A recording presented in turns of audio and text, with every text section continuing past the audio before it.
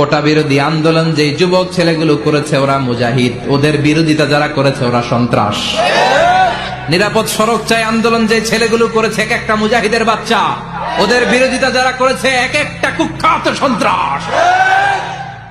এজন্য হকের পক্ষে যারা থাকবে, ইসলামের পক্ষে যারা থাকবে, ন্যায় নীতি সাম্যের পক্ষে যারা থাকবে তারা মুজাহিদ। বাই ডিফল্ট এগুলো মুজাহিদ, চিল্লায় বলেন ঠিক কিনা? আর বিরোধিতা যারা করবে সন্ত্রাস। যুবকরা হচ্ছে শক্তির আধার, তাদের মধ্যে আছে প্রাণ ঢালা উচ্ছ্বাস, তাদের রক্ত গরম, তারা চাইলে অনেক কিছু করতে পারে, পারে না?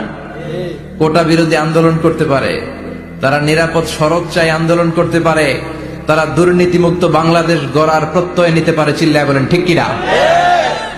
এজন্য যুবকরা যদি জাগে ভালো থাকবে বাংলাদেশ। যুবকরা যদি ইসলামের পক্ষে কাজ করে বাংলাদেশটার রহমত আর বরকত দিয়ে